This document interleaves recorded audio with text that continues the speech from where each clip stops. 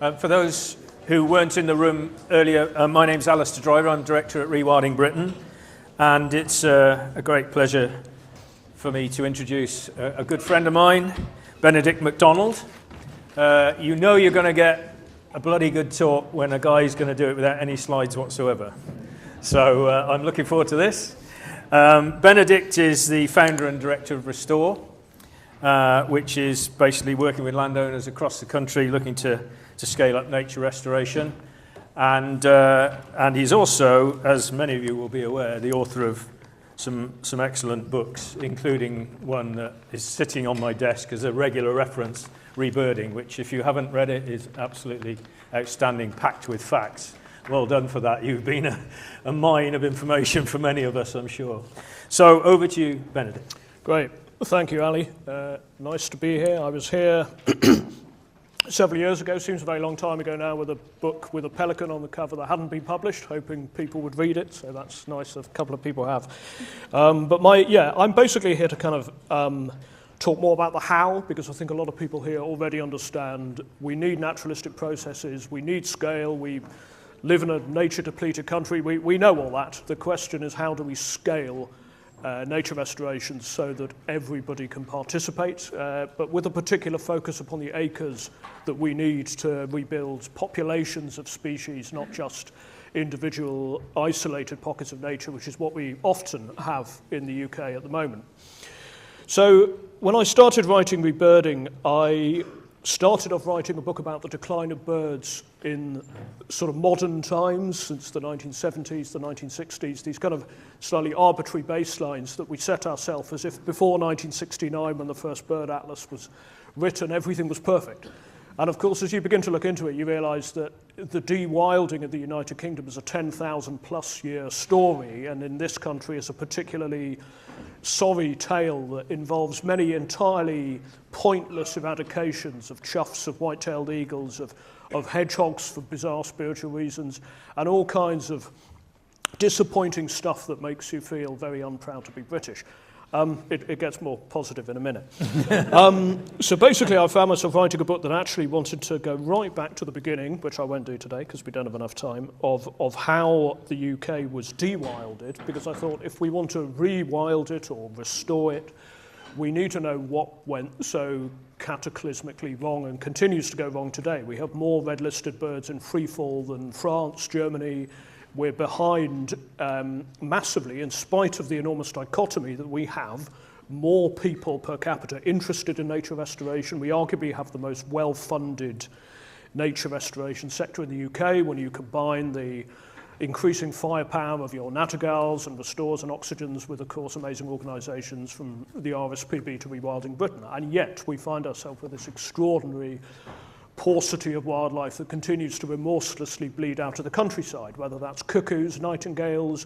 You know, we don't necessarily need wolves back tomorrow, emphasis on tomorrow, but it would be very good to think we could at least have a countryside that is amenable enough that all of us can go out and hear a turtle dove in the morning without having to get in the car and drive the best part of 100 miles, which is what I have to do in a first world country to hear a turtle dove, and that is, frankly, a mess.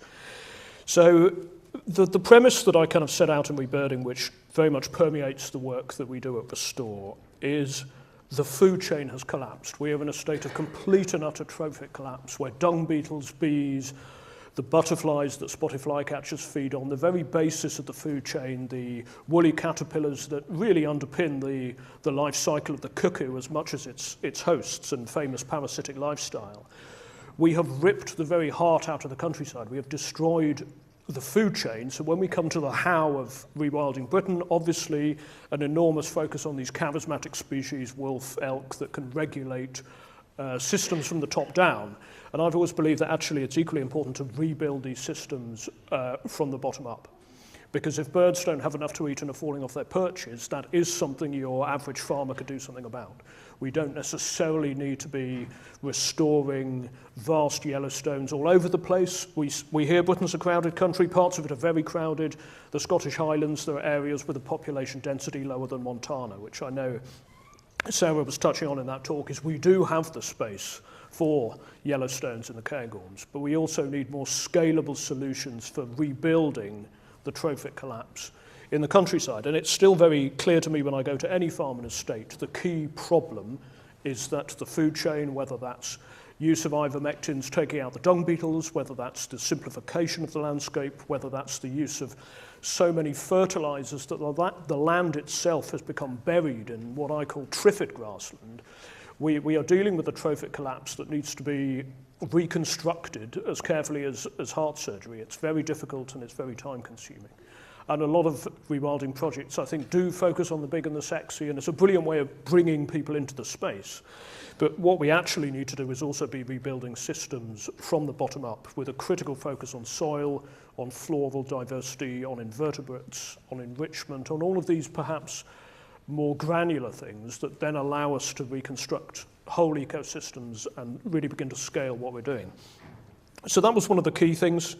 The other one, of course, is the loss of natural processes. We had a bit of a weird de-wilding history in the UK. We got rid of the original herbivores very early on, but prior to the widespread enclosure of farming in the 1700s, we ended up with a kind of lightly farmed Serengeti full of wrynecks and corncrakes and wood pasture, and a lot of habitats that would have emulated the original habitats. So if you go to Spain, if you go to areas of Portugal, particularly the hilly areas of the Picos de Europa, it's difficult to look at it and think that it's that much different from the days of the straight-tusked elephants and the narrow-nosed rhinoceros, because it is this kind of broken, chaotic, scrubby, mosaic landscape. And anyone knows that a dark, straight, dank wood is actually not a particularly good habitat on the one hand, and a very, very open landscape. And we've obsessed, including Natural England, with open landscapes in the UK, particularly in the uplands, is equally limiting for a whole range of species. The vast majority of life thrives at that interface of chaos and vegetation succession, herbivory, these naturalistic processes, rivers being allowed to do what they want, and of course the critical interface of species against time. So when you go to eastern Poland, you'll see what looks like a golf course, which it would be in England, and it's a river valley in winter where the water is slowly receding, and as it is receding, it is creating habitats that are not fixed in time or space. They move, and the birds move with them, the white-winged terns, the corncrakes, everything picks its moment within that ecosystem. Which is why our obsession with habitat fixity, which I know is George Monbiot's big bugbear, but it's kind of one of mine too, is that we can't be locking nature into statements, triple SIs, small areas. And whenever we try and do that, it generally gives us a great big clucking hint that it doesn't like those habitats by going extinct a very short time later. So we need to be looking at landscape level habitat change. We need to be looking at scale. We set up Restore to deal with scale. We don't need more small nature reserves or medium-sized nature reserves. We need our farmland to be full of life. It can't all be rewilded. We do need to eat food, although the rewilding food dichotomy is greatly exaggerated.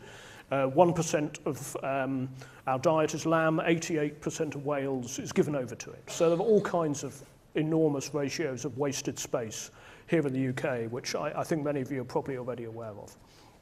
So the question then we faced with Restore when we set it up is, how do we scale to hundreds of thousands of acres of land that is at least trophically diverse, heterogeneous, highly varied, and large enough for populations of invertebrates, populations of birds, cuckoos, for example, need an area the size of the New Forest to sustain one population. In all the areas where you don't have a big population of cuckoos, you have no cuckoos. Nature is very bad in the middle. It either tends to do really well, or you have something called functional extinction, whereby you believe that the species is still surviving, like willow tits, lesser spotted woodpecker, and suddenly it just goes off a cliff edge because the scale of habitat that you thought it needed isn't what it thought it needed. So the question then was, how do we scale? There are kind of two main options when you're looking at rewilding and putting it into practice, so beyond policy into actually transforming the land. Option one is you buy the land. That ostensibly, if you set aside costs, seems a sensible thing to do, which is why Nattergal are doing it, Oxygen are doing it, and it is very exciting to see Oxygen Conservation buying, landscapes like grouse moors that have really been written off for a very few people becoming landscapes that are there for the much wider community. It is increasingly easy to find significant quantities of capital to do this using natural capital markets. And we may consider doing it in the future. But we were much more interested in thought leadership. And our key product as a limited company, as a business, is actually vision. Because it occurred to us the only way you really scale farm clusters, big estates, the only way you turn hunting estates and shooting estates so they and the gamekeeper, and this is a real example, is phoning me up asking when the beavers are going in, is by thought leadership and by vision. And unless you can present somebody with a very compelling reason to do something differently, without offending them too much in the process that what they're currently doing may not be optimal for nature, to coin an understatement, then we're not going to be able to scale nature restoration, because we'll have a lot of people, including many of the people in this room, who already know this is a good idea. You'll have the idea.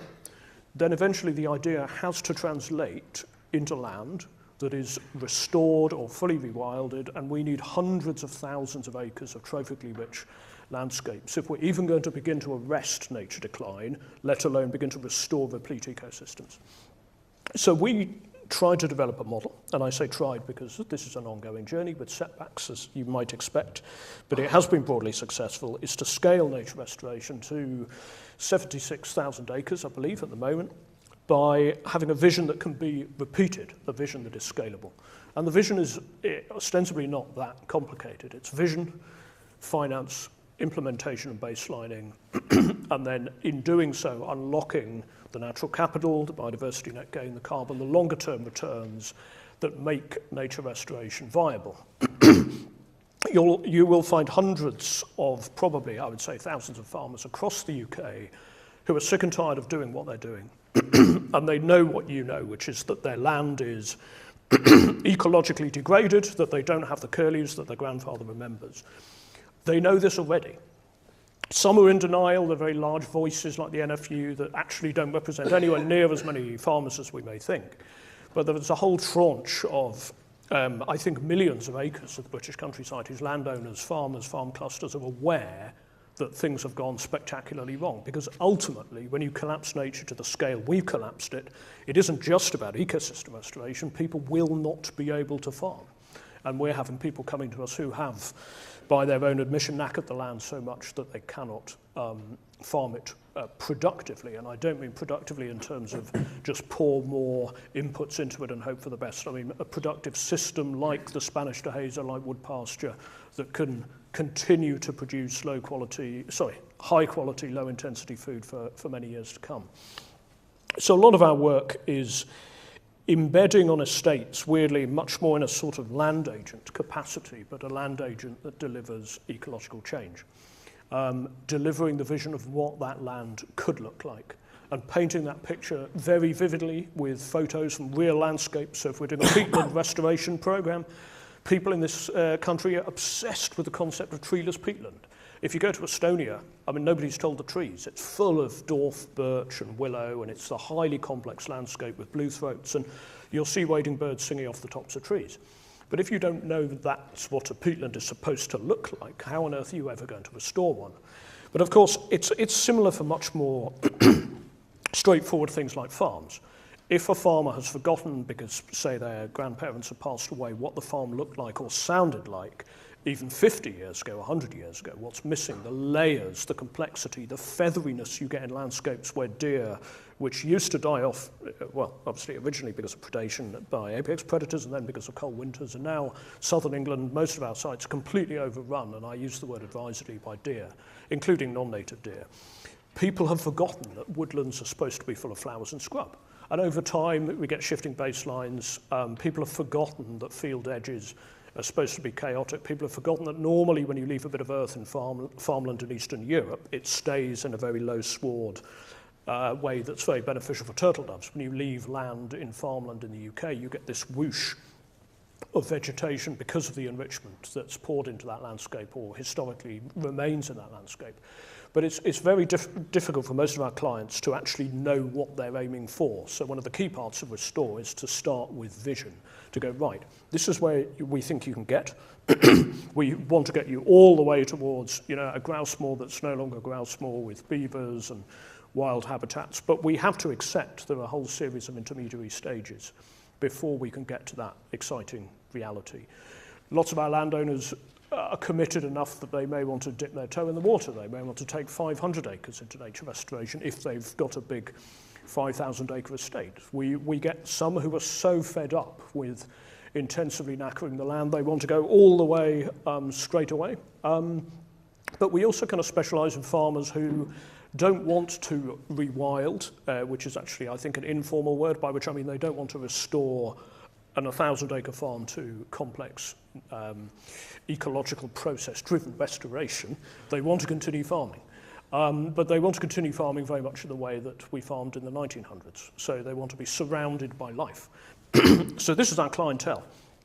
And the clientele keeps on approaching us, which is great. We don't really have a marketing strategy because there are so many people who are realizing that the only way to get themselves out of the mess that they're in owning land, financial, social, cultural, intergenerational, and ecological, is nature restoration. There is no other option unless they're going to turn it into a car park, unless they're going to get very lucky, they've got lots of real estate and they can turn it into a wedding facility. If you own an upland estate at the moment, you are pretty much financially stuffed. You've got some people with deep enough pockets, they want to continue just pouring their money into driven grouse shooting. Sure, and that will last another 10 years until the red grouse continues moving north for climate change. And then they'll wonder why they didn't jump ship earlier. So we've got a lot of early adopters and early pioneers. Our first client had already put beavers on their land by the time they got in touch. So we have some clients who are completely aligned. But often you'll find that the biggest stumbling block is the finance. I'm not going to go into too much detail on natural capital because it is a very well covered topic. We believe that 90% of natural capital deals are hot air and made up, and our job is to deliver the 10% that deliver real finance into the farmer or landowner's bank account. Otherwise, we're not selling natural capital, we're selling something that we can't deliver. We've been very lucky to be joined by Gil Martin, the visionary behind the Belmont Estate Rewilding project. And we see things like biodiversity net gain and carbon. They're not the end, they're just a means. And if the means changes, if we could pay our landowners in Mars bars, then we do it. We'd much prefer Mars bars to carbon. But at the moment, we are using the available means, and we are stacking a range of different income streams to make sure that we have a diversified farm. And we always behave as if the farm was ours, it was our only asset, and we try and a few better clients, treat them with a lot of care, and make sure above all that we have a financial plan A, B, C, D, E. Now, normally, even within 10 minutes of modelling the economics of an intensive arable farm in Wiltshire versus the economics of nature restoration, it takes about 10 minutes to demonstrate at a macro level that nature restoration is the more profitable option. It is quite stark, because with arable farming that is intensive, which most of it in the UK is, regardless of the terrible knock-ons for our microbiome, or is that the food we should be eating, that's a conversation for another day. But fundamentally, a lot of farmers are starting with a bank balance of minus £700,000 for a big farm because of the inputs. So the first thing to do is take the inputs out. Now if it was that easy, it would be that easy. So often what we'll find is almost like a drug taker. The land has become entirely dependent upon, and the farmers have become entirely dependent upon glyphosate, all of these things the NFU keep telling us that farmers need and the big companies keep selling. Well, how did we farm productively from the Neolithic to about 1960 if we needed glyphosate?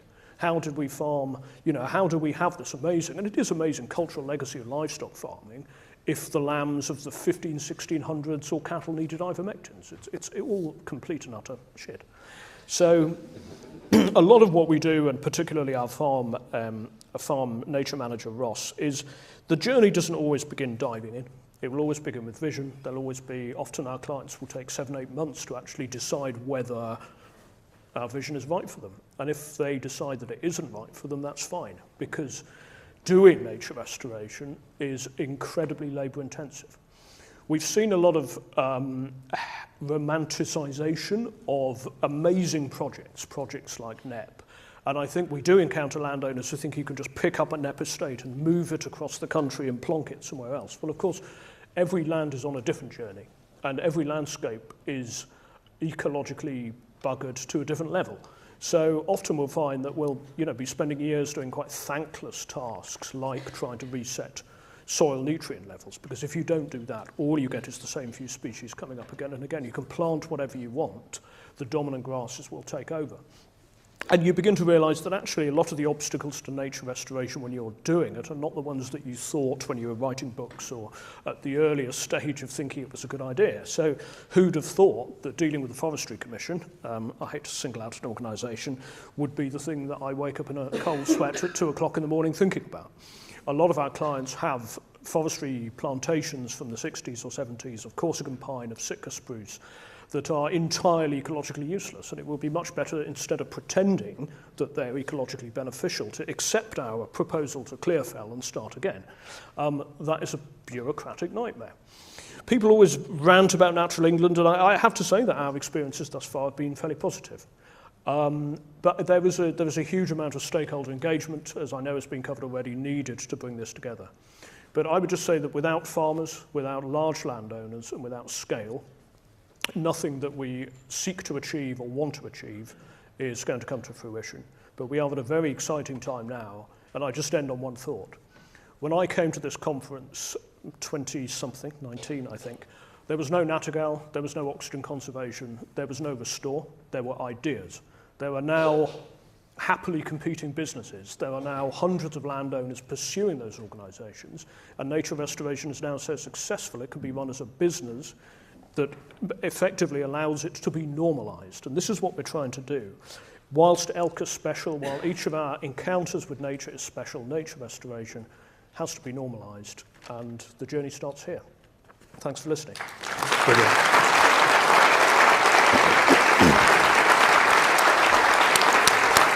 Fantastic. Really well done. Got time for questions. So that was absolutely brilliant.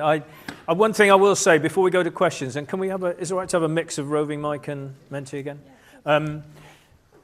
What I've noticed, I've been doing this job with Rewilding Britain for 8 years, and what I've noticed is that in that time, although there's a whole mix of ENGO, public body, water companies, and private landowners, big and small, although there's a whole mix now delivering rewilding, and that's what constitutes that 1 or 2% that Sarah talked about. It's the private examples that are really capturing the public's imagination. These private estates and farms, they're often much bolder and braver about talking about it than a lot of the NGOs. I touched on that yesterday in my question for the panel. But you know, this is what is driving policy. It's the private individuals who are actually getting government politicians, when they will listen, to sit up and take notice. So we need more Bens, we need more competition for you, Ben, across the country, helping to make this happen. So questions, hands please. Now I'm going to go to Chris because he just missed out on the last one. I hope it's a different question. Thanks, Ben, that was great. Your model seems to depend, from what you were saying, a lot on the use of BNG and carbon credits. First of all, isn't that a bit risky, untested? I think you're being very brave to adopt that approach. Secondly, you didn't mention elm. Have you looked at whether the various elm options can be stacked up in such a way as to deliver rewilding? And if so, could you expand a bit on that? No, Chris, you're absolutely right. I skipped past the government options, assuming that was a given, but it wasn't a given. So basically, a lot of our landowners and farmers, we use a wide range of schemes, and we are going to be looking at creative use of SFI as well to provide a very nice stable backdrop for the spicier, riskier activities. I also think we've gone to enormous lengths to have 2 people in the building who actually know how to sell B&G. I think it concerns me how many stories I hear of mistaking having booked your land for biodiversity net gain from receiving payment for biodiversity net gain. There's a very large gap between A and B. Carbon, I think we remain healthy carbon cynics. It's something I would normally use above 1,000 acres, where we feel it delivers the best result. And it's very much about tailoring the economics to that particular farm. So I agree, Chris, I think there is good future in stacking SFI. I think my long-term concern about reliance on government payments is they have a pretty good history of changing, often in a very perverse way, pay to put in hedgerow, pay to take out hedgerow, paid for curlew, not paid for curlew. And although the previous administration, for its many failings, was very good at delivering quite ambitious payments, so wood pasture WD6, for example, makes our life pretty easy.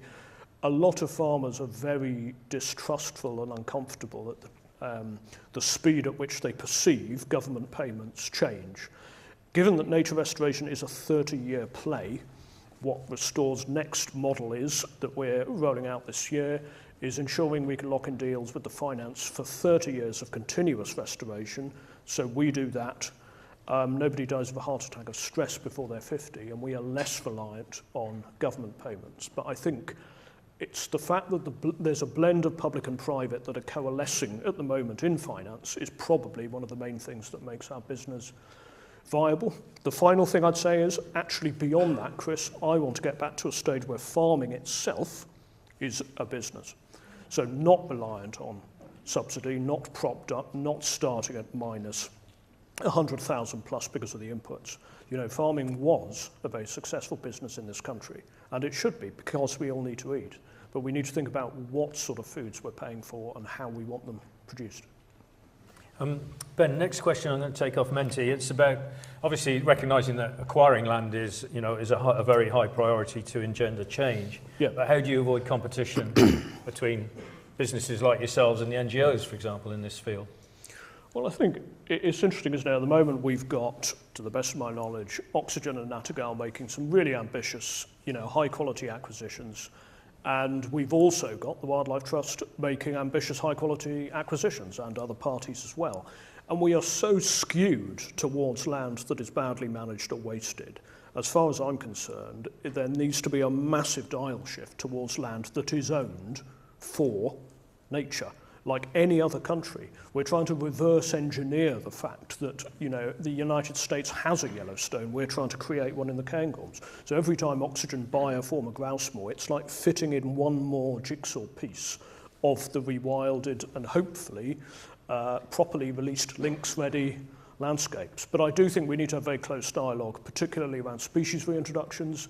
There's obviously going to be a race towards maybe the bigger, more charismatic species, and the reality of the risk there is that the regulating body just gets fed up and all of our proposals are blocked. Nattergal, Restore, Oxygen.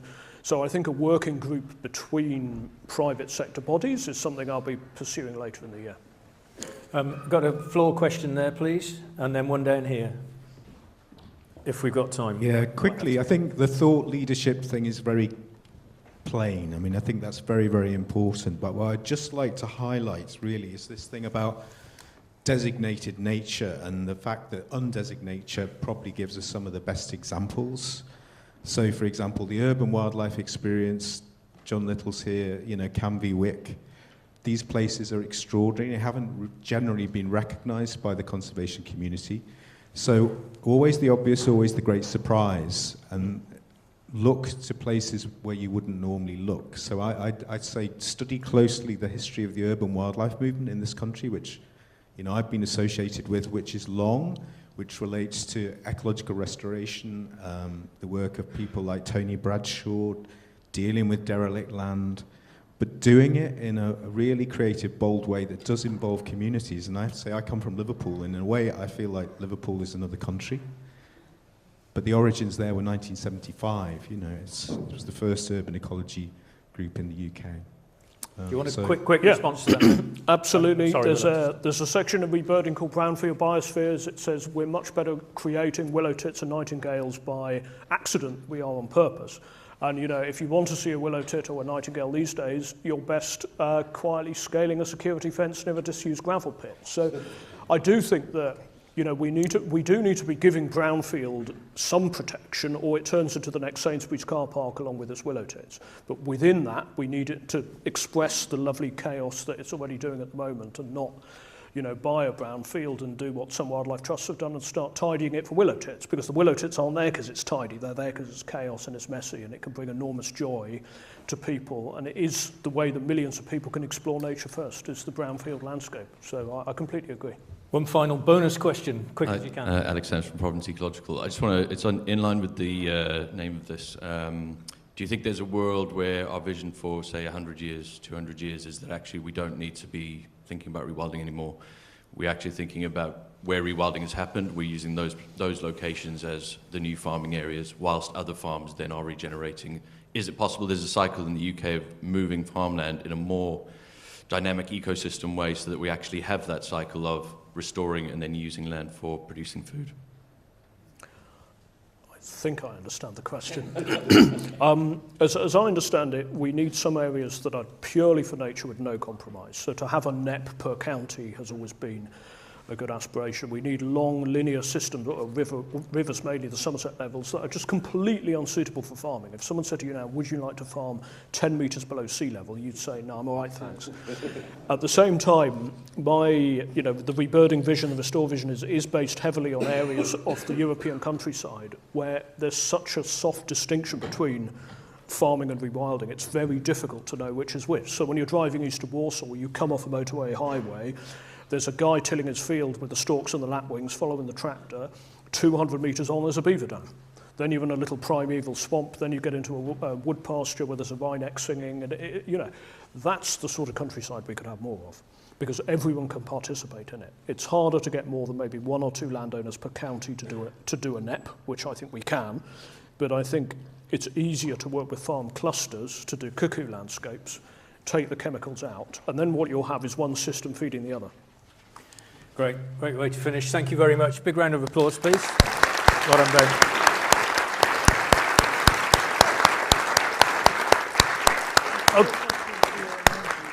Okay, lunchtime, folks. You know where it is, I'm sure.